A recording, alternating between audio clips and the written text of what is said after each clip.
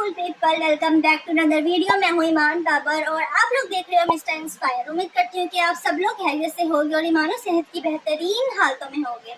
आज हम लोग जो है, मेरी जो ये वीडियो है, ये ना रिव्यू वीडियो है ना हम लोग किसी बुक के बारे में बात करने वाले हैं। आज हम लोग एक ऐसे वायरस के बारे में बात करने वाले हैं जो बुकस्टाग्राम पर फैला हुआ है। अब ये बुकस्टाग्राम क्या है? ये वो है जब हम इंस्टाग्राम पर कोई बुक्स के रिलेटेड अपना कंटेंट बनाते हैं या उसके रिलेटेड हमारे पेजेस होते हैं तो हम उसको बुकस्टाग्राम कहते हैं, और उस तरह का कंटेंट पोस्ट करने वाले को बुकस्टाग्रामर कहते हैं। सेम इसी तरीके से यूट्यूब पर जो लोग बुक्स के रिलेटेड अपना कंटेंट बनाते हैं हम उनको बुक ट्यूबर कहते हैं और यूट्यूब को बुक ट्यूब कहते हैं। सेम है।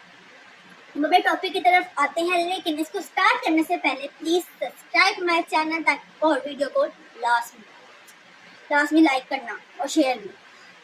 चलिए बिना किसी देरी के वीडियो को स्टार्ट करते हैं। अब जो है काफी किस्म के जो है ये टॉक्सिक चीजें फैली हैं, लेकिन मेरा जिस पे बात करना है वो है क्रिंज नॉवल। जैसे मैं इसके बात नहीं करना चाहती थी, लेकिन मैं अब करना चाह रही। पहले मैंने सोचा था कि अब इस टॉपिक को मैं नहीं छेड़ूंगी रूह आलम के बाद, बट अब बात करना जरूरी है।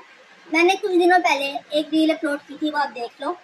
अस्सलामुअलैकुम रीडर्स, आज हम लोग जिस नावल के बारे में बात करने वाले हैं उसका नाम है लम्से चनून, जो कि लिखा है ज़ोया अली शाह बाजी ने। आप लोगों ने नोट किया होगा कि जितने बेहयाई वाले नावल हैं उसके राइटर के नेम पे एन पे शाह लाजमी आता है। खैर, इस नावल के बारे में क्या ही बात करें। बाजी ने अपने बेटे से इंस्पायर होकर लिखी है और इंस्पायर भी किस चीज़ से हुई है? उसके लम से, जिनमें जुनून था। बाकी अगर बात की जाए तो इस नावल का सुनकर और इसको देख के जो मेरे दिल से आवाज़ निकलती है वो सिर्फ यही है। अभी मैं गाली नहीं दे सकता। नहीं, गाली नहीं देना। फैमिली देखती है, वरना मैं ऐसे गाली दूं, ऐसे गाली दूं ना, जिंदगी भर याद रख। तो इसमें जो है काफी अजीब अजीब से कमेंट है कि आपको किसने हक दिया है कि आप इस तरीके का रिव्यू दें। अब ये नॉवल जो है लम्से जुनून, ये किसके बारे में है? ये रूह आलम तो इसके आगे कुछ भी नहीं है, ये 2-3 हाथ आगे है। और राइटर ने कहा है कि उसने अपने बेटे से इंस्पायर होकर, बेटे की लाइफ से इंस्पायर होकर ये नॉवल लिखी है। नॉवल में क्या है वो मैं यहाँ नहीं बता सकती। जिनको पता है किताबों के बारे में तो उनको पता होगा कि इस नॉवल के अंदर क्या है। वो इतना ज़्यादा इंस्पायर है, मुझे समझ नहीं आया कि उन्होंने बेटे की ज़िंदगी में लिखा भी तो क्या लिखा, उसके रूम के अंदर का सारा मामला लिखा है। इस पे जो है मुझे बात मैंने मजाकिया की, उससे मुझे काफ़ी ज़्यादा जो है वो कमेंट आए। एक लड़की करके बागी बात ने हर जगह से अपने कमेंट डिलीट कर दिए क्योंकि मैंने उसको जवाब दे दिया था।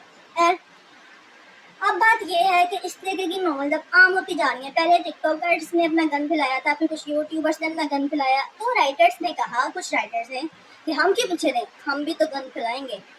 तो फिर आहिस्ता आहिस्ता ये चीज़ें स्टार्ट हो गई, उर्दू अदब खत्म हो गया और ये गन स्टार्ट हो गया। एंड कुछ जो होते हैं उनको पब्लिशर्स इजाज़त नहीं देते, तो वो क्या करते हैं, यूट्यूब का सहारा लेकर वो लोग अपना कंटेंट, अपनी नॉवल की ऑडियो बुक बनाते हैं, ऑडियो ना भी हो तो उसको मतलब स्क्रीन पे उसके स्क्रीन रिकॉर्डिंग लगा के दे देते हैं। और इस कदर घटिया होते हैं ये यूट्यूब के नॉवल के, किसी कोई हद नहीं।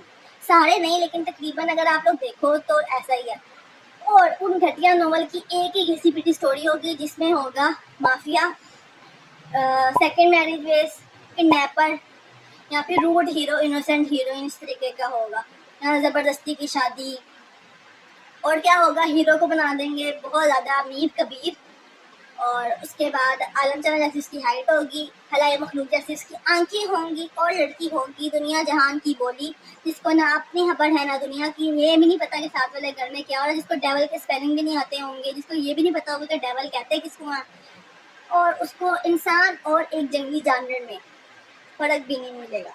है उसका बंदा खुद जंगली जानवर है, उसकी कोई गलती नहीं है, तो उसे फर्क नहीं पता चलेगा। मान समझा करो इस बात को। तो इस तरीके की जो घिसी पिटी चीज़ें आती हैं, कुछ वेबसाइट जो है वो इस तरह के नॉवल नहीं लेती, इनकार कर देती हैं, तो वो यूट्यूब का सहारा लेते हैं और यूट्यूब पर इनके व्यूज़ होते हैं 40K, 50K, 100K। देख रहे हो यार तुम लोग। है फिर क्या आता है, पहली बात तो उन राइटर्स को बिल्कुल शर्म नहीं आती, और जो इसके खिलाफ बात कर दे तो 16-17 साल की निबियाँ आ जाती हैं। तो 17 साल भी ज़्यादा है, 15, 16, 14 साल की निबियाँ आ जाती हैं इसको डिफेंड करने कि आप लोग उसकी अच्छी चीज़ को भी देखो। तो क्या अच्छी चीज़ है? थप्पड़ मारना, ज़बरदस्ती शादी करना, रूड होना, ये अच्छी चीज़ है?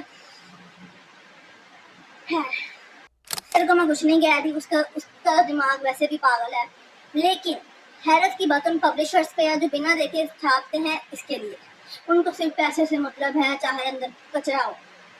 और फिर दूसरी आती है ये रीडर्स जिनका दिमाग पैदल है, और फिर जब वो इस तरह से पढ़कर ऐसा बंदा जो है अपने लिए मांगते हैं, और अल्लाह ना करे लेकिन अगर उनको ऐसा मिल जाता है तो फिर जो है रोते हैं, डोमेस्टिक वायलेंस कहते हैं फिर इसको, फिर औरत कार्ड खेलती हैं, वट है।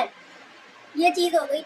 अब आते हैं एक मेन बात की तरफ। मैं ये बात कर क्यों नहीं, अब देखो यार, उर्दू है, उर्दू ज़ुबान, उर्दू अदब एक बहुत ही प्यारी ज़ुबान है जिसको अरबी और फारसी से लिया गया है।